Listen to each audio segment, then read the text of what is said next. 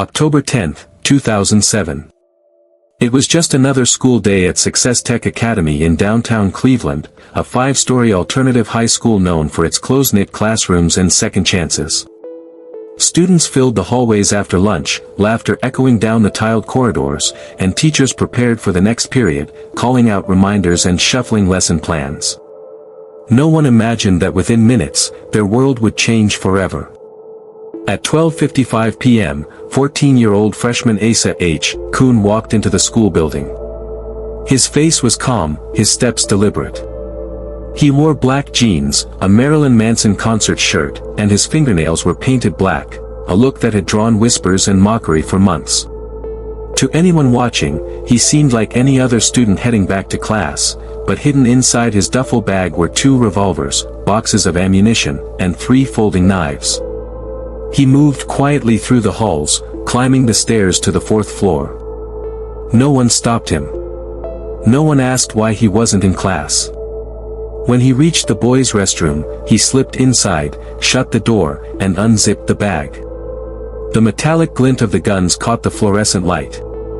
He opened the cylinders and began loading them one by one, click, click, click, each sound echoing off the tiled walls like a silent countdown. When the last bullet was in place, he exhaled slowly and stared into the mirror. The reflection that looked back wasn't the same boy who had entered that morning. Outside, laughter continued. Lockers slammed. Lessons began. The world kept moving, unaware that inside that restroom, the beginning of something unthinkable had just taken shape. At 1:09 p.m., Asa stepped out into the hallway. Moments earlier, he had bumped shoulders with another student, 14-year-old Michael Peak. The exchange was brief, almost trivial, but tension flared. Peak, annoyed, turned and punched Asa in the face. To everyone around, it seemed like just another teenage scuffle, something that would end as quickly as it began. But when Peak turned his back and started walking away, Asa's hand went to his bag. In one swift motion, he pulled out a revolver and raised it. A gunshot shattered the ordinary noise of the school. The sound echoed down the corridor like thunder. Michael Peak collapsed to the floor, clutching his abdomen in shock and pain. Screams tore through the hallway. Students scattered in panic, tripping, falling, pushing to escape. Some ducked behind lockers, others bolted for classrooms.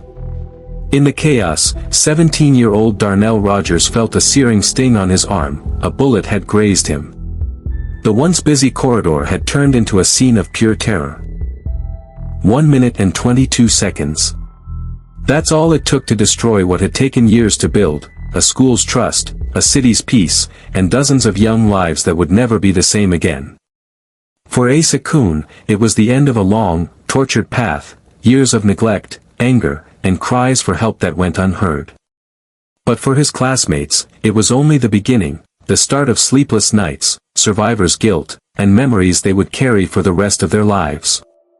SuccessTech Academy eventually reopened. The walls were repainted. Security cameras blinked from every corner. Metal detectors stood at the doors. But no amount of paint or policy could erase the fear that lived in those hallways. Students walked a little quieter, looked over their shoulders a little more, and never forgot the echoes of that day. Because for those who were there, the teachers who shielded their students, the kids who hid under desks, the ones who ran and the ones who froze, the sound of those gunshots will never fade. It became part of their lives, a reminder that even in a place meant for learning and hope, darkness can still find its way in. At 2:50 p.m., Cleveland's Mayor Frank G. Jackson stepped before the cameras, his face solemn, his words heavy. He confirmed what the city feared: 5 people injured, and 1 dead, the shooter himself, 14-year-old Asa H. Coon. Behind him, police officers and school officials stood in silence, the weight of the day etched in their expressions. Reporters' microphones crowded forward, but no words could truly capture what had just happened inside SuccessTech Academy. By the next morning, Cleveland School District made a rare and emotional decision: all schools would close. The city needed time to breathe, to grieve, to make sense of the senseless. Vigils were held on street corners, candles flickering against the cold October air. Parents hugged their children tighter. Students left flowers and handwritten notes at the school gates, some still trembling as they spoke about the sounds that would never leave their minds. In the weeks that followed, the shock turned into action. City officials ordered metal detectors installed in every school. Armed security officers were stationed at entrances. Anonymous hotlines were created for students to report threats before they turned to tragedy. But even as new safety measures appeared, the emotional scars ran deep. Teachers flinched at loud noises. Students avoided certain hallways. The sense of innocence that once filled SuccessTech was gone. Then came another wound, one born from carelessness rather than violence. A Cleveland police officer was suspended after leaking a photo of Asa's lifeless body online. The image spread briefly before being removed, but the damage was done, a cruel reminder of how easily tragedy can be exploited in the age of attention. For Cleveland, the events of October 10, 2007, would never fade. The city had lost more than a boy, a teacher, or a school day, it had lost a sense of safety. And in that silence that followed, the question still echoed, could it have been prevented? To understand why the tragedy happened, investigators began piecing together Asa's past, and what they uncovered was both disturbing and deeply tragic. Born in 1993, Asa H. Coon's life had been shadowed by instability from the very beginning. His childhood was a series of broken homes, court hearings, and social worker visits. Reports described the family's living conditions as unfit for a child, rooms filled with trash, shouting, and violence. When Asa was just 3 years old, social services intervened, documenting signs of neglect and chaos. By the time he was 4, his mother had already been convicted of neglect, and his sense of safety had been shattered forever. He grew up in an environment where love was replaced by survival. His father was absent. His older brother, often in trouble with the law, became more of a cautionary tale than a role model. At school, Asa's anger was visible, his classmates saw it in his fights, his teachers saw it in his silence. At 11, he was suspended for trying to harm another student. Behind the defiance was something darker, depression, rage, and a desperate need to be seen. In the years leading up to the shooting, Asa cycled through counseling sessions, detentions, and psychiatric evaluations. Each time, the warning signs grew louder. He talked about wanting to die. He drew disturbing images. He lashed out at teachers. Yet somehow, the system, overworked and overwhelmed, kept moving him along. Then, just 2 days before October 10, 2007, came the breaking point. Asa was suspended after a heated argument about religion, a debate over the existence of God. Students mocked him, teachers scolded him, and in his mind, everyone turned against him. That humiliation lingered. On that Wednesday morning, when he packed his duffel bag with guns and ammunition, Asa wasn't just preparing for violence, he was preparing to make sure the world finally listened. The injured were rushed to nearby hospitals, MetroHealth Medical Center and Rainbow Babies and Children's Hospital, their names echoing over police radios as ambulances sped through downtown Cleveland. Inside, emergency teams worked frantically to save lives. Teacher Michael Grassi fought through a gunshot wound to the chest, while David Kakadurian underwent treatment for the bullet lodged near his shoulder. Both men had risked everything to protect their students. In the pediatric wing, Michael Peake and Darnell Rogers were treated for their injuries, one shot in the abdomen, the other grazed by a bullet.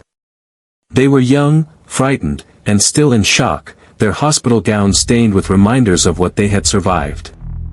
By the following day, some victims were stable enough to go home, greeted by family members who held them as if they'd never let go again. But others remained in recovery, both physically and emotionally.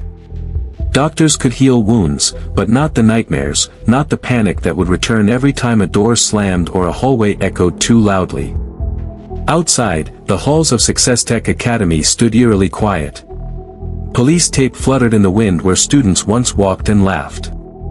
The building that had been a place of opportunity, a second chance for those trying to rebuild their futures, was now scarred by tragedy. Bullet holes marked its walls, but the deeper wounds were invisible, the fear, the grief, the haunting memory of that day. SuccessTech Academy, once seen as a symbol of hope and promise, had become something else, a reminder of how quickly innocence can shatter, and how 1 minute and 22 seconds can change countless lives forever. At 1:12 p.m., SuccessTech Academy went into full lockdown.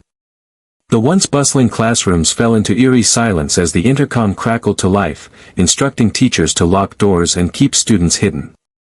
Desks were pushed against entryways, lights switched off, and dozens of terrified children crouched on the floor, clutching one another as police sirens wailed outside. Within minutes, heavily armed SWAT teams surrounded the building, storming through the entrances with shields raised and weapons drawn. The echo of their boots thundered down the hallways that, moments ago, had been filled with chaos. Students were led out in small groups, their hands raised in the air, faces pale, eyes red from tears. Some sobbed uncontrollably, others walked in stunned silence, their bodies trembling as they stepped past the shattered glass and blood-stained floor.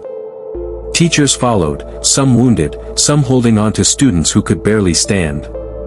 Outside, the streets were lined with ambulances, police cars, and frantic parents screaming their children's names.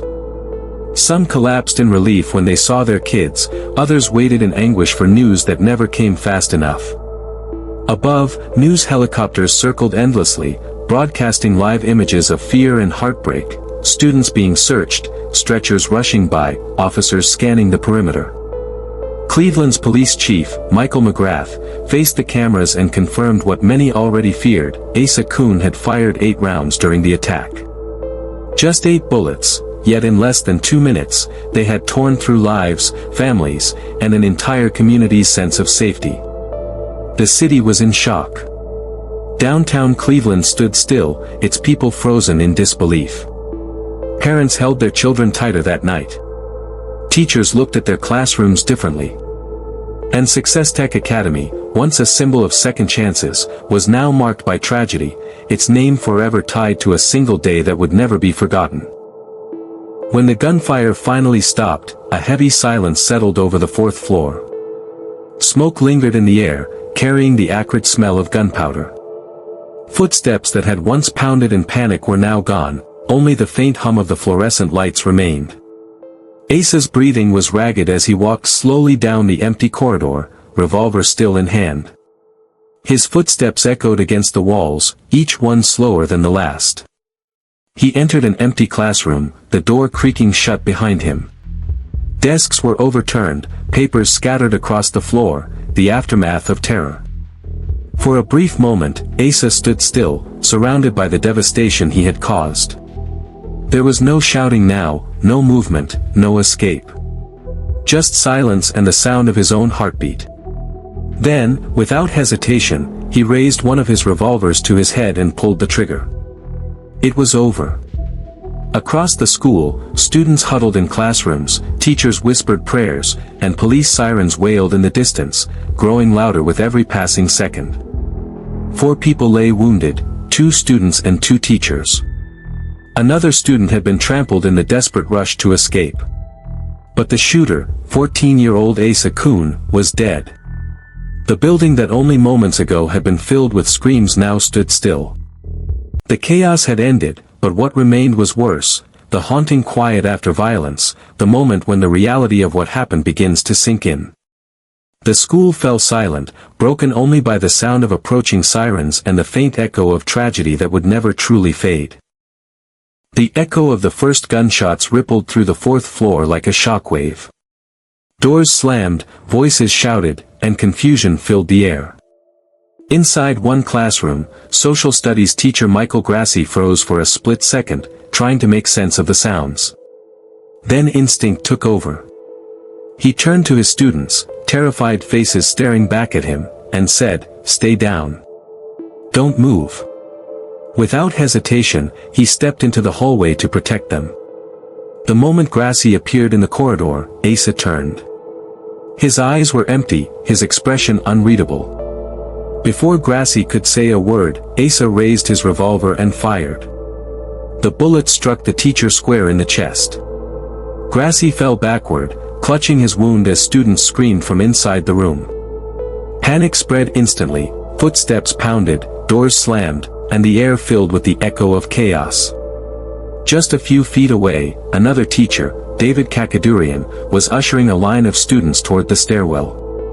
Go, move, he yelled, trying to keep order amid the terror. But as he turned to help the last student escape, a bullet ripped through the air and struck him in the back of his shoulder. He stumbled forward, still shouting for the kids to keep running, refusing to give in to the pain. The once bright hallway was now a blur of smoke, screams, and scattered belongings. Books lay open on the floor, papers fluttered through the air, and lockers stood ajar, their metal doors vibrating from the echoes of gunfire. Some students dove under desks, others barricaded doors with chairs, whispering prayers through tears. Those trapped on the upper floors pressed themselves against walls, terrified to even breathe. Every sound was magnified, the metallic click of a revolver, the shrill ring of the school alarm, the desperate cries for help echoing down the stairwells. Teachers tried to maintain calm, holding trembling students close, whispering that everything would be okay, even when they weren't sure it would be. Asa moved methodically, his footsteps slow, deliberate. He wasn't shouting, just muttering curses under his breath as he fired again. The shots were precise, mechanical, fueled not by rage but by something colder, a numbness that had been building for years. And then, just as suddenly as it began, it was over. The last bullet casing hit the ground and rolled to a stop. Smoke lingered in the hallway, mixing with the acrid smell of gunpowder. The school fell into silence, the kind of silence that screams louder than sound. The entire nightmare had lasted only 1 minute and 22 seconds, but for the students and teachers trapped inside SuccessTech Academy, it felt like an eternity, a minute that would haunt them for the rest of their lives. Teachers shouted over the chaos, yelling for students to get down, to hide, to run. The air filled with the deafening echoes of gunfire, the clatter of feet, the cries of fear. But Asa didn't stop. His face was blank, his eyes hollow, his movements deliberate. He cursed under his breath as he fired again, not at random, but with cold precision. In just over a minute, 8 shots rang out through the 4th floor, 1 minute and 22 seconds that would scar everyone who heard them forever.